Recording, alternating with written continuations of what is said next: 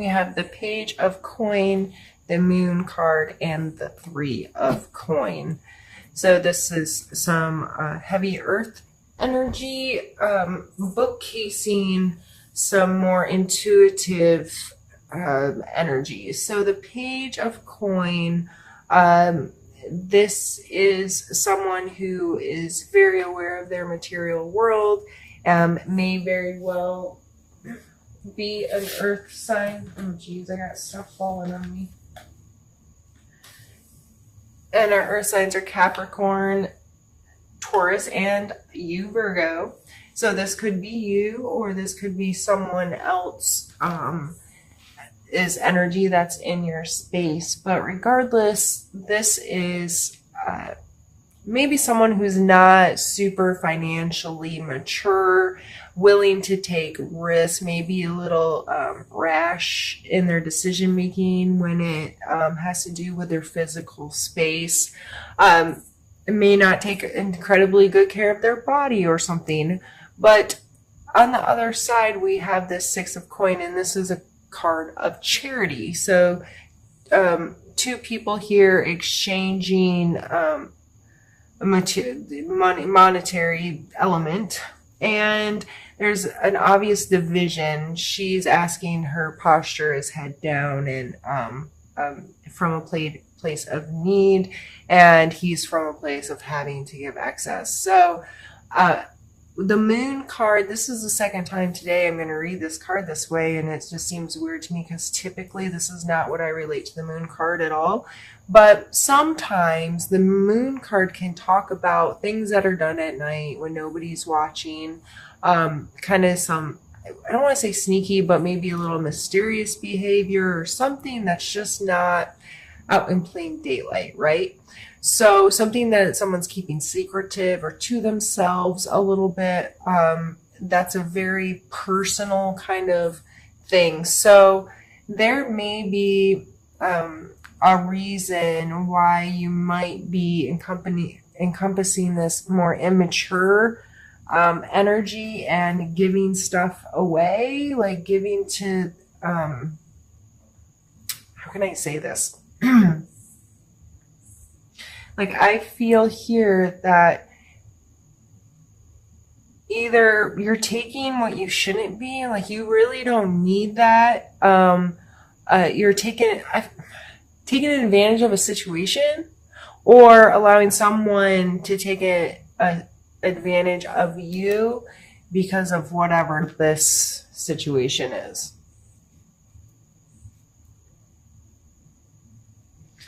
But I feel like you're aware of it. Like, it's not a secret. It's a secret. How can I say that? It's not a secret to you, I don't think. Like, I think you are aware of this. This is a card of intuition as well. And transforming and how things look different from the perspective can be different.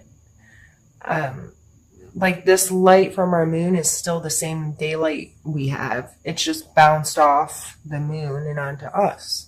It's the same light. You know what I mean? It's just getting here in a different way. So, I'm going to pull some more cards. Maybe it'll clear up what side of the fence you're on.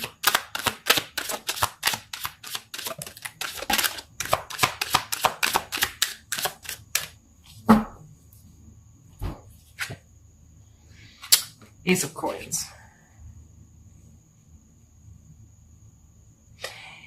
Maybe it's a new project that you're willing to take a risk on. Willing to be like, you know what, I'm going to see if this can really create something bigger and better. Because the Ace of Coins is like a spark of potential in our physical world. So this is something real, like brand new. It's an opportunity for you to grow something into something bigger. It's like a seed that you're going to plant and you're going to nurture and you're going to take care of, and you can, you know, if you choose. And this could grow into something special for you, a new way to make money, or a new way to take care of your physical space.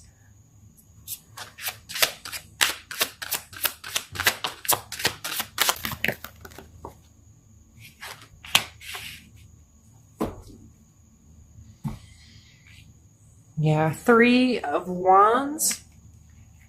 So this person's already been on a journey for a while, and they walked right up to the edge of the shore. Now, in order to continue their journey, they're going to have to change modalities in which they travel, right? So a lot of times, especially this followed by this is really making me think about, in order for this to come to fruition, there's going to have to be a change made in how you're doing things. And maybe that's why this secret-ish activity, or this mysterious, or it could just be you listening to your intuition more, connecting to that and finding that you have this great idea or this great thing come to you in a way that you can really turn it into something good. Because then we're followed by the World card, which is a complete wholeness. The world, it's everything. It's feeling really secure in your space and understanding who you are on this planet and how amazing that all is. So this is a super, super, super positive card. And geez, I don't even really want to pull anymore.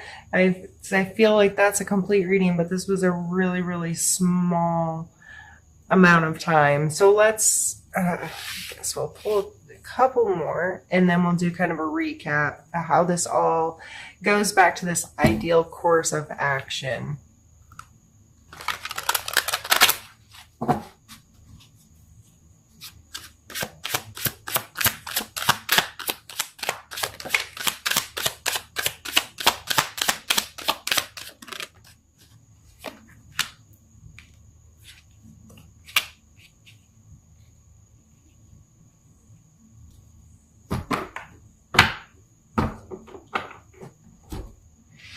While I was shuffling, and this might be seem way outside the box, but I had this vision of this Virgo who's typically, like you all, tend to have your stuff together, organized, have a plan, pretty thoughtful in how you're going to do things and approach things and so forth.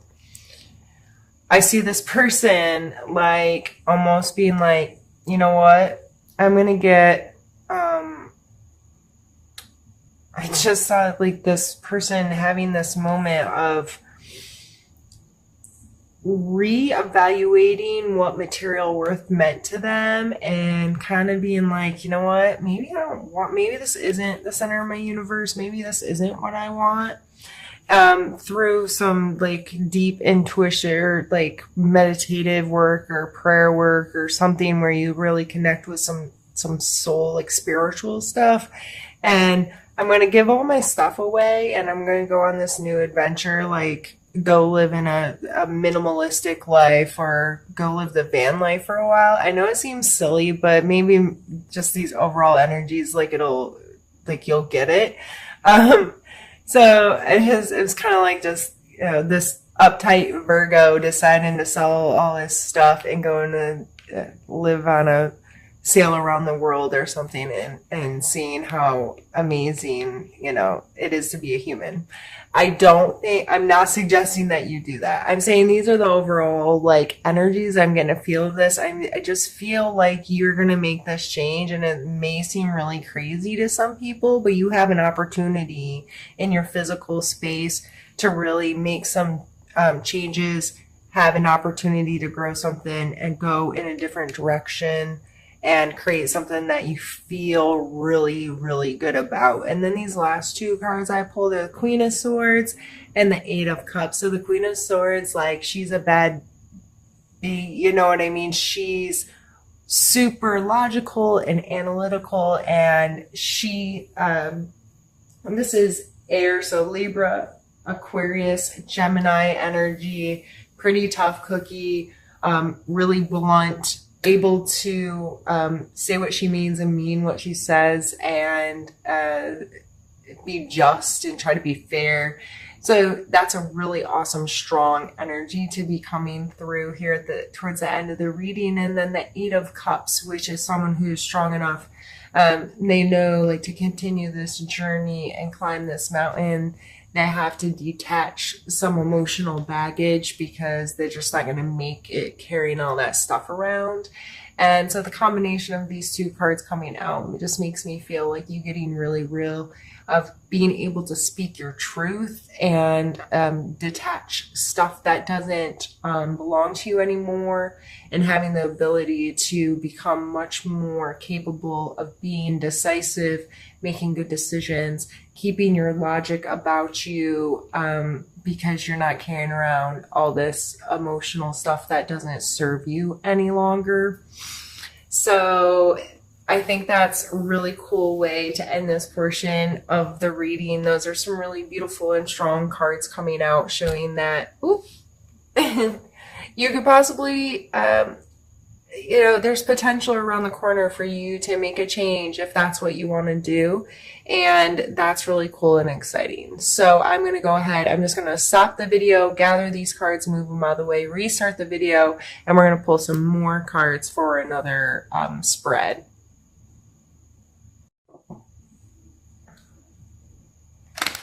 All right, Virgo. So I've changed decks. I'm using this Happy Tarot. They're like super cute little cartoons, and it's fun.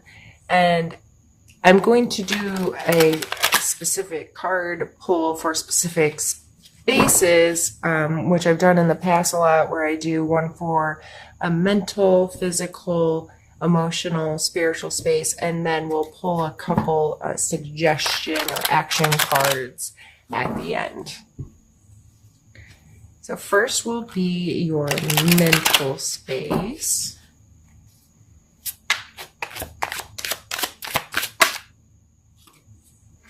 And we have the Five of Wands. So you may feel a little like you're having to put a lot of effort in here. You're efforting.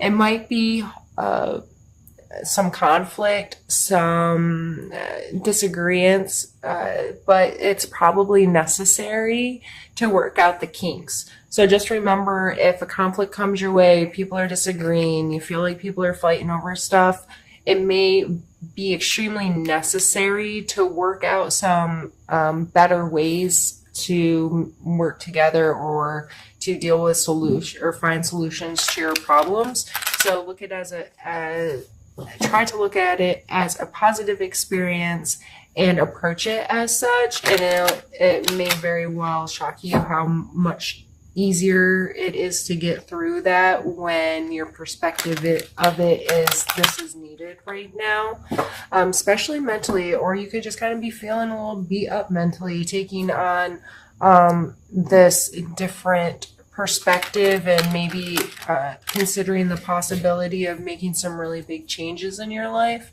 It might have you a little stressed out or beat down. Self-care may become really important for you. So let's pull a card for your physical space and see what comes up. I have the Hermit. So yeah, self-care is going to be important. Turning off others for a while. So if you have this in your workspace or whatnot, you're going to have to come home and take better care of yourself and go within. Whether this is meditation, prayer, going for a long walk, unplugging is going to probably be very important. Put down the phone, turn off the music, listen to your own thoughts for a while. This is not about being lonely. This is about being alone. So you have time to digest the world. You have time to align your feelings and your thoughts and all this stuff, soak it in, rumble it around, and form your own opinion on things, and get adjusted to how life makes you feel sometimes and what you can really do with it. Going back to the Moon card, these cards go very well. I always think of the moon like inside of here, like he's pulled the moon down and he knows the secrets and he's carrying it very carefully, and this walk he's on gives him his time to connect with that kind of energy and be within himself so he can hear his own conscience and his own spirit and learn from that. So that's a really beautiful card to come out. So don't feel bad if you're spending time alone in the month. Make good use of it. Use it to the positive. Meditate, pray, do something that's good for your body, unplug a little bit, and see what your inner self has to say about things. You know what I mean? Give it time, give it the respect it deserves. Let's pull a card for your emotional space. Ooh. That was just me not able to shuffle, so let's try it again.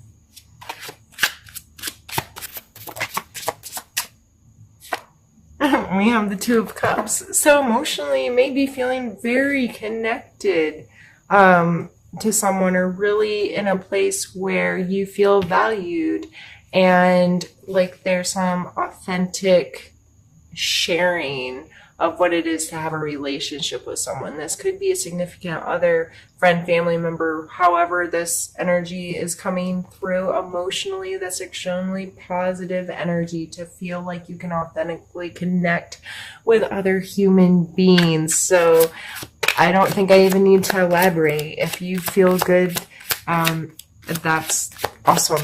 I'm glad that emotionally you're in a space where you have someone to share with. And if you don't right now, I'm sure you do, actually. I mean, there's always someone you can turn to and show those deeper parts of yourself that still love you and don't judge you and accept who you are.